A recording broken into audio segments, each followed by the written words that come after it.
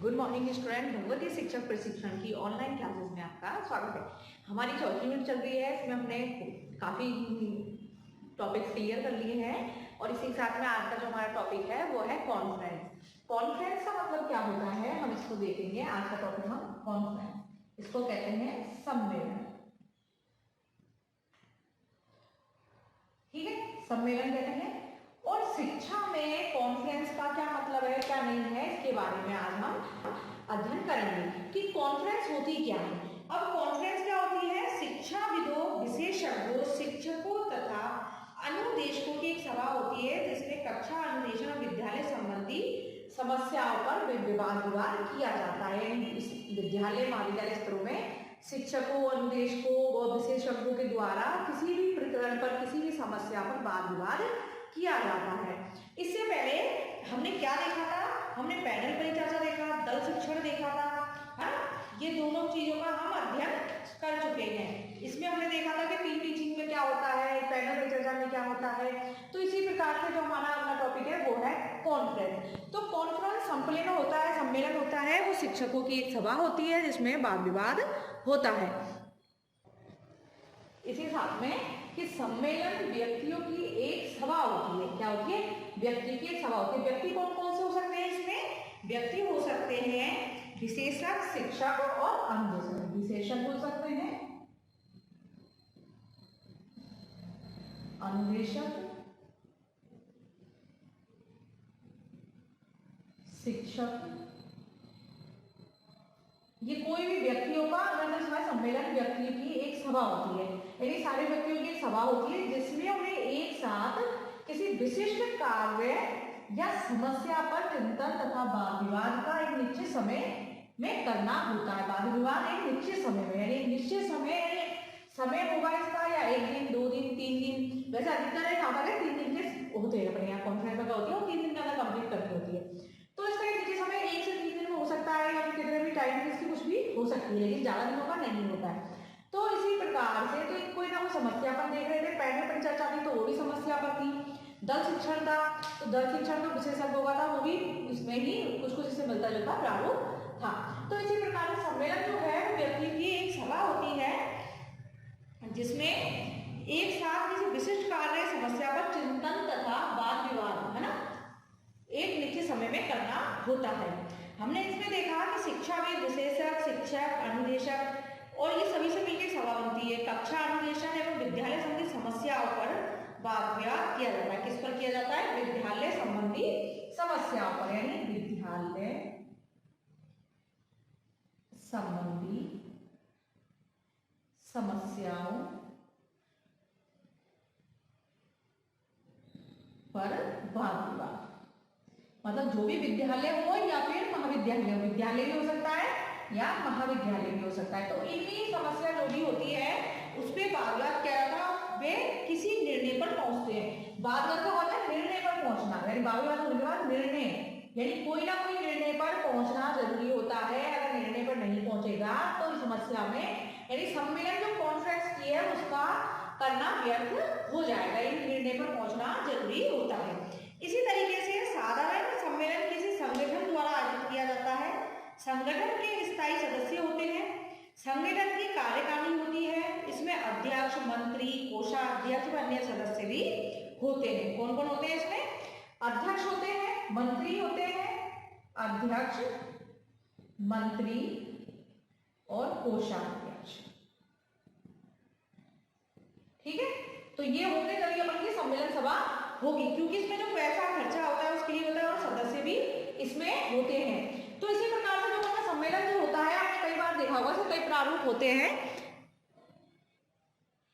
तो इस प्रकार से अध्यक्ष, मंत्री और कोषाध्यक्ष, ये तीनों से सम्मेलन की व्यवस्था पूरी इसमें ये करते हैं, है ना। ठीक है, इस प्रकार से तो हमने देखा था कि साधारण सम्मेलन किसी संगठन द्वारा आयोजित किया जाता है। संगठन के स्थायी सदस्य होते हैं। कौन होते हैं? स्थायी सदस्य होते हैं। संगठन की कार्यकारिणी होती है जिसमें अध्यक्ष, मंत्री, कोषाध्यक्ष और अन्य सदस्य होते हैं। ये संगठन प्रतिवर्ष किसी प्रकरण एवं समस्या पर सम्मेलन का आयोजन करता है, यानी प्रतिवर्ष होता है सम्मेलन। आप जानते होंगे जनरल वे में कि सम्मेलन हर महाविद्यालय में होता है। एक सभा होती है, मान लीजिए किसी भी टॉपिक्स पे, किसी भी समस्या पर वो होती है। तो प्रकार से इसमें सदस्यों को आमंत्रित किया जाता है। प्रत्येक संगठन का अपना एक व्यापक लक्ष्य होता है। उसी दिशा में सम्मेलन के प्रकरण या समस्या का चयन किया जाता है। यानी जो होता है प्रतिवर्ष होता है तो ये एक लक्ष्य को लेकर करता है, यानी प्रत्येक संगठन का एक लक्ष्य होता है, उसी के ऊपर होता है लक्ष्य क्या है इसमें समस्या, किसमें शिक्षा के क्षेत्र में समस्या का होना। इसी प्रकार से विशेषज्ञों को भी इस रूप में आमंत्रित करते हैं। क्यों करते हैं? कार्य अध्यक्ष करता है और मंत्री सम्मेलन की व्यवस्था करता है। यानी कार्य कौन करेगा इसमें? अध्यक्ष, है ना। अध्यक्ष तो करेगा सारी व्यवस्थाएं बिठाना, करना, व्यवस्था देखना, कौन करेगा? अध्यक्ष। और मंत्री क्या करेगा? इस सम्मेलन की व्यवस्था, ठीक है। और कोषाध्यक्ष को तो मालूम है कि पैसे धन जो व्यवस्था होती है, खर्चा पानी सारी चीज होती है, तो ये सब करता है कोषाध्यक्ष। तो व्यवस्था करेगा तो इसमें किस किस विषय को बुलाना है, किसको नहीं बुलाना है, सारी चीज इसमें होती है। बस इसमें एक शब्द में यही है कि सम्मेलन क्या होता है क्या नहीं होता है। तो सम्मेलन व्यक्तियों की सभा होती है जिसमें उन्हें एक साथ किसी विशिष्ट कार्य या समस्या पर चिंतन तथा वाद विवाद एक निश्चित समय में करना होता है। तो ये होता है सम्मेलन। तो इसमें क्या होता है? विशेषज्ञ होते हैं और अन्वेषक, शिक्षक, इन सबों की एक सभा होती है। अब इसमें आगे क्या होता है ये हम सब अभी इसको देखते हैं। तो हमने देखे सम्मेलन। अब सम्मेलन के प्रकार देखते हैं। सम्मेलन के प्रकार, तो सम्मेलन के प्रकार कौन कौन से? सभा हो गई। अब किसके क्षेत्र में होंगे, कैसे होंगे? तो एक होता है क्षेत्रीय स्तर पर, एक होता है राष्ट्रीय पर और एक अंतरराष्ट्रीय पर। तो एक होगा क्षेत्रीय स्तर पर सम्मेलन, दूसरा होगा राष्ट्रीय स्तर पर,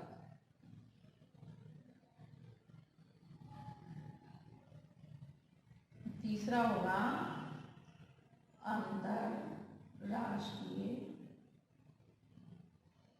स्तर पर सम्मेलन।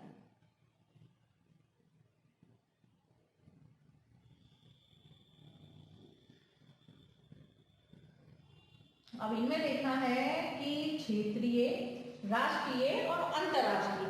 तो क्षेत्रीय, इसमें क्षेत्र की समस्याओं को प्राथमिकता दी जाती है। किसमें जाती है? इसमें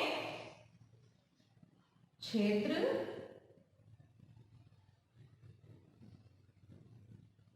की समस्याओं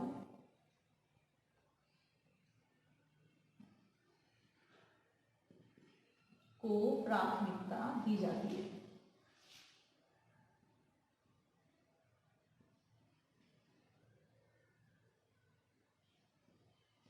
अब राष्ट्रीय स्तर पर सम्मेलन में कौन कौन सी चीजें आएंगी? यानी क्षेत्रीय में तो क्या हो गया, जिसमें क्षेत्र की समस्याओं को प्राथमिकता जाती है।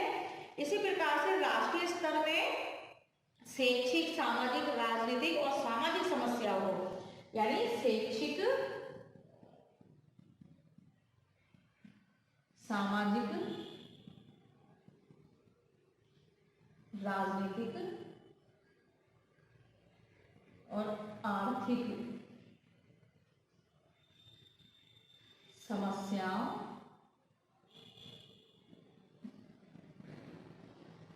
मतलब इसमें राष्ट्रीय स्तर पर कौन कौन सी समस्या देखी जाती है कि इसमें, जिसमें राष्ट्रीय संबंधी यानी राष्ट्र से संबंधित शैक्षिक, सामाजिक, राजनीतिक, आर्थिक व धार्मिक समस्याओं को महत्व दिया जाता है। वे धार्मिक समस्याओं को महत्व दिया जाता है। जिसमें राष्ट्र का होगा, यानी राष्ट्र से संबंधित होगी उन समस्याओं को राष्ट्रीय स्तर में देखा जाता है। और क्षेत्र में जो क्षेत्र विशेष से समस्याएं होती हैं उनको इसमें देखा जाता है।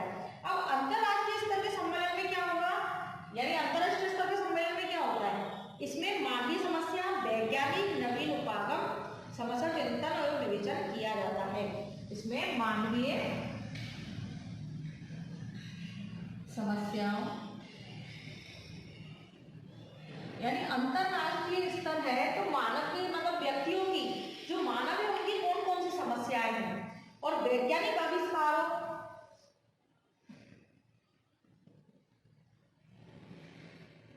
आविष्कारों, है ना, यानी मानवीय समस्या को देखना और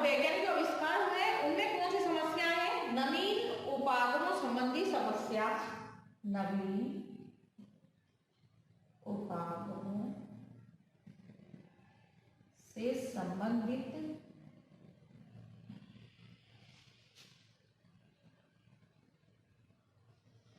समस्याओं पर चिंतन, यानी जो भी समस्या है नवीन उपागमों से संबंधित समस्या पर चिंतन एवं विवेचन किया जाता है, एवं विवेचन किया जाता है।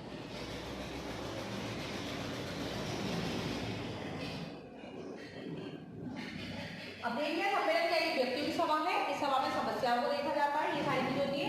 अब इसमें हमने देखा कि सम्मेलन के प्रकार कौन से होते हैं, तो एक होता है क्षेत्रीय स्तर पर, दूसरा है राष्ट्रीय स्तर पर, तीसरा है अंतर्राष्ट्रीय स्तर पर। तो क्षेत्रीय स्तर पर कौन सी होती है, जो समस्या क्षेत्र से संबंधित हो, जैसे कि क्षेत्रीय कौन कौन सी हो सकती है, यानी क्षेत्र विशेष में किस प्रकार के लोग रहते हैं, कैसे रहते हैं, यहाँ पे समस्याएं कौन सी हैं, कि यहाँ पर पानी की समस्या है या फिर कोई यहाँ पर बाढ़ प्रभावित इलाकों है, तो ऐसी जितनी भी समस्याएं हैं उनको कैसे सुलझाया जाए। शैक्षिक स्तर पर भी हो सकती है, किसी भी स्तर पर, मतलब क्षेत्र एक क्षेत्र विशेष से होती है। क्षेत्र कैसे कि जैसे कि अपन कहाँ है, कहाँ रहते हैं, कहाँ नहीं रहते हैं, तो क्षेत्र क्या होगा, जैसे अपन राजस्थान में है तो राजस्थान की यूपी, तो जो क्षेत्र बटे हुए होते हैं, तो अपन के जितने राज्य है, राज्य के हिसाब से ये क्षेत्र के हिसाब से समस्या है, तो इसमें जो भी समस्या होंगी उनको सुलझाया सम्मेलन के माध्यम से समस्याओं का निराकरण किया जाता है। इसी प्रकार से राष्ट्रीय स्तर पर, अब राष्ट्रीय पूरा देश की समस्या है तो देश की समस्या का होगा, शिक्षा का क्षेत्र होगा, सामाजिक होगा, राजनीतिक भी हो सकता है, आर्थिक भी हो सकता है और धार्मिक क्षेत्र भी हो सकता है। तो ये समस्याएं जो है सभी पे क्या किया जाता है, सम्मेलन किया जाता है, तो समस्याओं को सुलझाया जाता है, किस प्रकार की समस्याएं कैसी नहीं है, कैसे सुलझेंगे, निराकरण कैसे होगा, तो ये सारी चीजों का निर्णय लिया जाता है इसमें सम्मेलन के माध्यम से। इसी प्रकार से अंतरराष्ट्रीय स्तर पर सम्मेलन, अब अंतरराष्ट्रीय यानी हमारे देश को मिला के अंतरराष्ट्रीय, मतलब किसी दूसरे देश से तीसरे देश से सभी देशों की जो समस्या है उसमें, यानी मतलब पूरे होती है ना, वार्ताएं होती है, सम्मेलन होते हैं, कौन कौन सी वार्ताएं होती है इस प्रकार से। तो अंतरराष्ट्रीय स्तर पर जो समस्या होती है वो बहुत बड़ी समस्या होती है, जैसे कि अभी अपन की जो कोरोना की समस्या है, तो क्या है, अंतरराष्ट्रीय समस्या है, पूरी सभी देशों की समस्या है कि कोरोना एक बहुत तगड़ा वायरस है, ये है, जिसमें बहुत लोग मारे गए, कितना नुकसान हुआ है, जनजीवन प्रभावित हो गया, पब्लिक बेरोजगार हो गई, कई प्रकार की समस्या हुई। तो ये क्या समस्या थी, इस पर पूरे देशों में मिलकर वार्ता हुई, वैक्सीन देना है, किस प्रकार से पब्लिक की सहायता करनी है, उनके भोजन की व्यवस्था कैसे करनी है, जो गरीब लोग हैं इधर से उधर आयात कर रहे हैं, इधर से उधर जा रहे हैं, कई जो बेचारे जॉब के लिए कहीं जाते हैं, उन सबकी समस्या अंतर्राष्ट्रीय की समस्या इसके अंदर आती है। मानवीय समस्याएं, वैज्ञानिक आविष्कारों के नवीन उपायों संबंधी समस्याओं चिंतन विवेचन किया जाता है। तो ये सम्मेलन इसी प्रकार से है कि इनमें निर्णय लिया जाए कि पब्लिक के लिए, जनता के लिए क्या किया जाए। अंतर्राष्ट्रीय स्तर पर मानवीय समस्याओं को देखा जाता है, जो समस्या इतनी बड़ी है जो किसी से ना संभले, देश में नहीं समझ लो, इसका कोई इलाज नहीं लगा, तो इन चीजों में सभी देश मिलकर एक साथ सम्मेलन करते हैं और निर्णय लेते हैं कि क्या होगा क्या नहीं होगा। तो हमने देखा सम्मेलन का प्रकार, तो उसमें हमने सम्मेलन में समझा इसके प्रकार है 3, क्षेत्रीय, राष्ट्रीय और अंतर्राष्ट्रीय।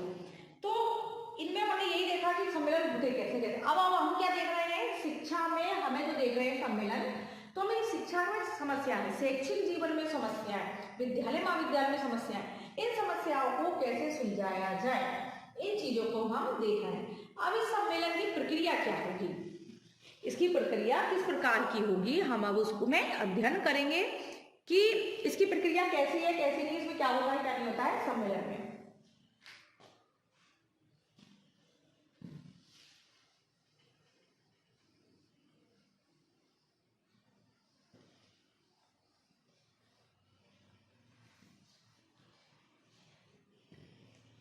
सम्मेलन की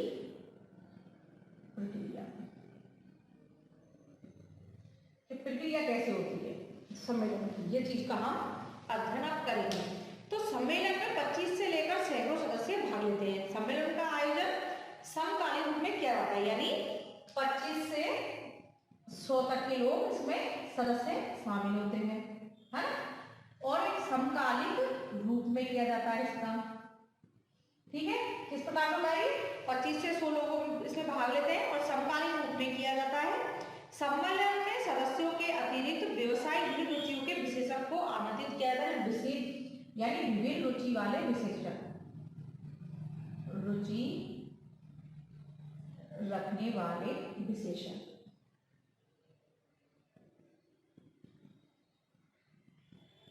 इसमें आमंत्रित किया जाता है किसको? विभिन्न रुचि रखने वाले विशेषज्ञों को।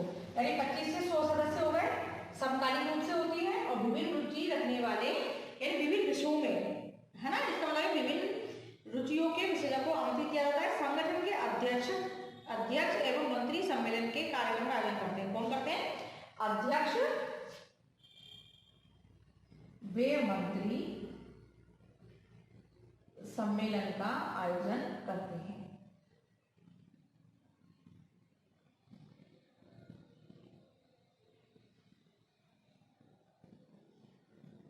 ठीक है, अध्यक्ष मंत्री सम्मेलन का आयोजन करते हैं। इसी के साथ में सभा के प्रकरण के विभिन्न पक्षों पर प्रपत्र आमंत्रित किए जाते हैं। सभा के प्रकरण पर प्रपत्र दिए जाते हैं। प्रपत्र के आधार पर सम्मेलन होता है कि पहले उनके पत्र प्रपत्र शामिल किए जाते हैं, उनको इकट्ठा किया जाता है कि कौन सा टॉपिक है किस नहीं है, और जिनकी प्रतिलिपियां तैयार कर ली जाती है। सम्मेलन का समय 3 से 10 दिन तक रखा जाता है। यानी समय कितना होता है इसका? समय है 3 से 10 दिन तक रखा जा सकता है, दिन तक। ठीक है, 3 दिन भी हो सकते हैं, 4 दिन भी हो सकते हैं, 5 दिन भी और 10 दिन तक के में रख सकते हैं। अधिकतर तो 3 दिन में ही खत्म हो जाता है। 3 दिन है, 3 से 10 दिन दिया है इसमें, तो सम्मेलन समय इतना होता है। तो इसमें प्रपत्र होते हैं और कई विशेषज्ञ आमंत्रित किए जाते हैं। ये सारी चीजें देख ली। यानी सभा के प्रकरण के विभिन्न पक्षों पर प्रपत्र भी आमंत्रित, जो पक्ष हैं उस पर विशेषज्ञों के प्रपत्र सम्मिलित किए जाते हैं। और फिर जो प्रपत्र होते हैं तो उसके जो भी इसका टॉपिक है उसके अनुसार जितने भी है उनके अलग अलग रूपों में उनकी व्यवस्था कर दी जाती है कि इस पे ये निर्णय लेंगे, इस पे ये लेंगे। इस प्रकार से सम्मेलन का आयोजन किया जाता है। तो प्रक्रिया समझ में आ गई? प्रक्रिया ऐसी हो गई। अब हम इसकी प्रक्रिया को अवस्था को लेते हैं। 3 अवस्थाएं कौन कौन सी हैं इस प्रक्रिया की, यानी पता चले 25 से 100 सदस्य लेते हैं, समकालीन होती है, विभिन्न रुचि रखने वाले विशेषज्ञ होते हैं, अध्यक्ष मंत्री सम्मेलन का आयोजन करते हैं, और प्रपत्र इसमें सभी विशेषज्ञों के प्रपत्र के द्वारा आयोजित किया जाता है। उनके प्रपत्र इसमें लिए जाते हैं और समय 3 से 10 दिन तक होता है। अब इसकी अवस्थाएं देख लेते हैं कि इसका आयोजन कितने 3 अवस्थाओं में किया जाता है। इन सम्मेलन का आयोजन 3 अवस्थाओं में किया जाता है।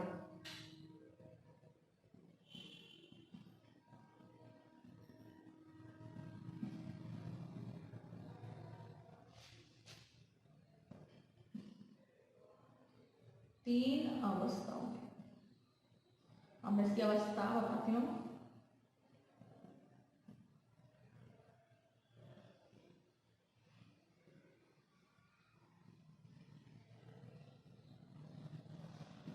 तो पहली है प्रथम अवस्था। अब प्रथम अवस्था में क्या होगा ये तो आप ही जानते हैं। प्रथम में क्या होता है? आयोजन करना, व्यवस्था करना, ये सारी चीज में आती है। तो सर्वप्रथम इसमें क्या रहता है? प्रथम अवस्था में पहले इसमें सर्वप्रथम सदस्यों का पंजीकरण किया जाता है ना। पहले क्या करेंगे? सदस्यों का पंजीकरण। ठीक है, जानते हैं कि पहले अपन पंजीकरण करेंगे, कौन से सदस्य आएंगे कौन से नहीं आएंगे, तो उनका पंजीकरण होता है। फिर मंत्री सभा अध्यक्ष की अनुमति से सम्मेलन का संचालन, यानी अध्यक्ष की अनुमति से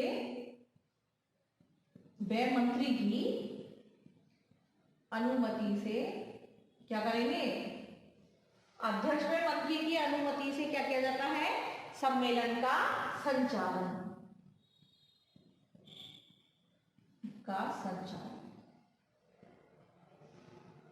ठीक है, संचालन हो गया। प्रथम अवस्था में पंजीकरण हो गया, मंत्री की अध्यक्ष मंत्री की अनुमति से इसमें संचालन हो गया और पूर्ण सभा के कार्यक्रम की पुष्टि की जाती है। तदनंतर प्रपत्र प्रस्तुत किए जाते हैं। सम्मेलन का उद्घाटन समारोह होता है। प्रमुख प्रपत्रों के प्रस्तुतिकरण के पश्चात अध्यक्ष सम्मेलन सदस्यों को प्रकरण के विभिन्न पक्षों के आधार पर समूह में विभाजित किया जाता है और ये समूह अलग अलग कमरों में वाद विवाद का आयोजन करते हैं। यानी जो भी है तो उनका जो भी टॉपिक्स है यानी उनको अलग अलग पक्षों में विभाजित करते हैं, समूह में विभाजित करना है ना। प्रपत्र प्रस्तुत होते हैं, सम्मेलन का संचालन चालू हो जाता है। प्रथम अवस्था में इसमें प्रपत्र होते हैं और इसमें प्रपत्र के आधार पर सभी को वाद विवाद के लिए अलग अलग कक्षों में प्रस्तुत कर दिया जाता है, मतलब अपने अलग अलग कमरों में वाद विवाद का आयोजन करते हैं, मतलब प्रथम अवस्था में। ठीक है, अब इसी प्रकार से आपकी द्वितीय अवस्था में, तो द्वितीय अवस्था में क्या होता है? अब प्रथम हो गई, दूसरी है द्वितीय अवस्था। तो ये सारी चीज हमने देखी। ठीक है, यानी पहले सदस्यों का पंजीकरण होगा, फिर अध्यक्ष और मंत्री सभा के उससे अनुमति से सम्मेलन का संचालन होगा, फिर जो भी विशेषज्ञ हैं सभी के प्रपत्र लिए जाते हैं और उनके टॉपिक्स देखे जाते हैं कौन कौन से है, सभी जिसमें एक ही उसके होते हैं तो उनको एक कक्ष में भेज दिया जाता है और सभा का आयोजन किया जाता है। ये हो गई मन की पहली अवस्था। अब द्वितीय अवस्था में क्या होता है हम ये देखते हैं।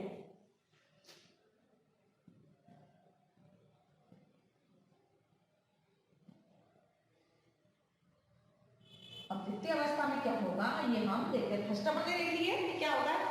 अब द्वितीय में सामूहिक कार्य हेतु प्रत्येक समूह का एक संचालक नियुक्त किया जाता है जो कार्य चल रहा है और समूह के कार्यक्रम की व्यवस्था और संचालन करता है। तो प्रकरण संबंधी प्रपत्र पढ़े जाते हैं, सदस्य का अपने अनुभवों एवं विचारों को प्रस्तुत करते हैं। ठीक है, सभी प्रपत्र का अनुसरण वाद विवाद से होता है, इसका आलेख तैयार किया जाता है और संचालक विचारों का संगठन करता है। द्वितीय अवस्था में तो संगठन करता है, अपने विचार ही रखता है। निश्चित अवधि के लिए सामूहिक कार्य के अंत में संचालक आलेख तैयार करता है, उसमें समूह के चिंतन और विवेचन को सम्मिलित किया जाता है। मतलब इसमें यही है, सामूहिक जो चल रहे हैं, जो सम्मेलन हो रहा है तो इसमें सब अपने बात करते हैं, अपने अपने प्रपत्र पढ़ते हैं। तो प्रपत्र जब पढ़ते हैं तो उसमें प्रश्न उत्तर ही पूछ लिए जाते हैं, हो जाता है कि सामने जो सुन रहे हैं वो पूछे कुछ भी तो इसी के आधार पर उसमें एक जो अध्यक्ष नियुक्त किया जाता है प्रत्येक कक्ष का, तो वो उसमें अपना चिंतन मन विवेचन करता है और उसका अपने नोट तैयार करता है कि इसमें क्या है क्या नहीं हुआ।